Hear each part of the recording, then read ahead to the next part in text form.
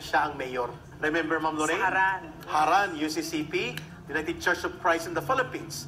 At ito rin dapat Can you give a very brief background of that Haran so that our countrymen will know the horrendous crimes that were committed there by the CPP, NPA, NDF that were enabled by Caloy Sarate, yan, tatlong Nelly yan na Corminares. nasa Kongreso, Yes. si Sara Elago, lahat ng mga yan. Yes. Thank you, Ma'am Lorraine. Brother Franco, Yes. briefly, the UCCP Haran, or the United Church of Christ in the Philippines Haran Project, was conceptualized in order to give support to the IP programs ng NPA para may hakutan sila ng tao, magsilbing sentro, daluyan ng pundo, at taguan ng mga armas at taguan ng kanilang mga kadre. Yan ay nakasitwate sa loob mismo ng Davao City. Isa yan po. Attention, mga kababayan, please.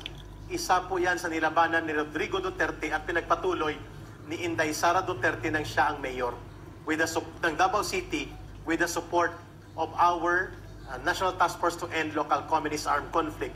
The UCCP Haran became a refugee center, quote and unquote, backwit center, Concentration camp. concentration camp Yeah. ng mga kawawang katutubong komunidad na hinahakot ng CPP, NPA, NDF, itago doon, palabasin ng mga refugee sila at mga hinaharas at pinagbabantaan ng military, kukuhanan ng milyon-milyon na pundo. For almost 8 years, yan po ang kalagayan. Until nabuwag ito at hinahabol ngayon, wanted ang ilang officers ng UCCP.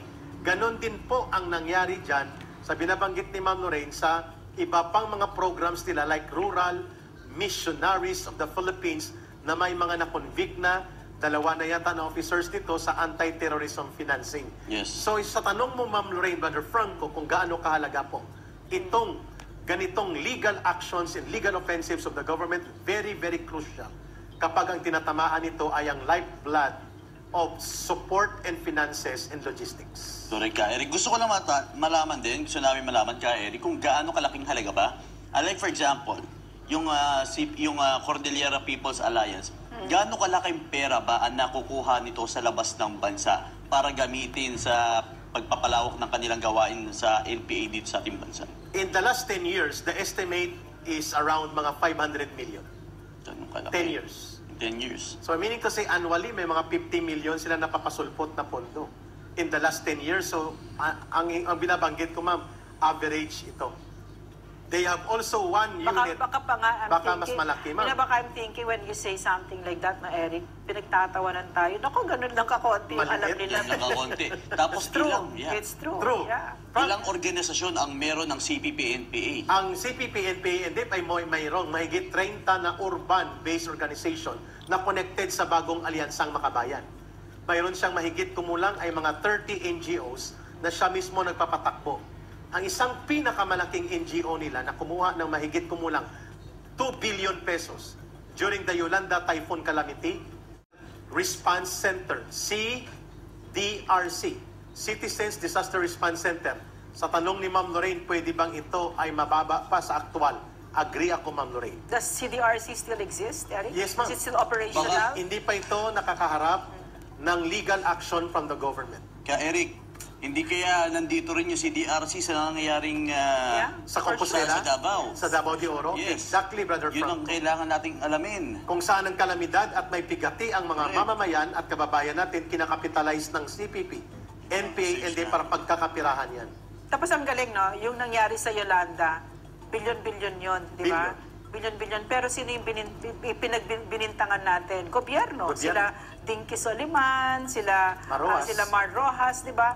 Pero sa totoo lang, CPP, NPA, NDF ang nagnakaw ng mga yan. So Yes. ganun parati yung kanilang pattern. Correct. Sila magnanakaw, sila papatay, sila whatever, tapos ibibintang nila Sa sa gobyerno. Correct. Yan ang hallmark ng CPP, Don't NPA, forget, Ma'am NDF. Lorena, Yeah. ahabulin dapat ito ng pamahalaan, Yeah. Citizens Disaster Response Center. CERNET sa Visayas, tsaka RMP, and then UCCP Haran, and then Cordillera People's Alliance. Ito dapat ang pinapatawag ni Congressman Johnny Pimentel Yeah. at ng Kongreso nila Speaker Kaso Martin si Romualdez. Pimentel, kaibigan ba yan ng CPP? Oo, of course. Matunog na matunog ang pangalan yan sa Surigao. Lalo na ng gobernador Johnny, siya. Oh, at na-touch na iparesto niya si Pastor Kibuloy na lumalaban sa CPP, NPA, NDF. Samantalang minsan hindi mo siya narinig na kinondina ang CPP, NPA, NDF. And in fact, matunog na patunog ang pangalan niya sa I CPP, NPA, NDF. These are the things, no, in the age of information, na makikita ninyo at natututo tayo dito mga kawawa, mga Pilipino, na kung bakit tumagal ito ng lampas kalahating siglo. 55 No, hindi lang ang CPP yan, maraming nakipagkuntsabahan dyan at nagtraidor sa atin.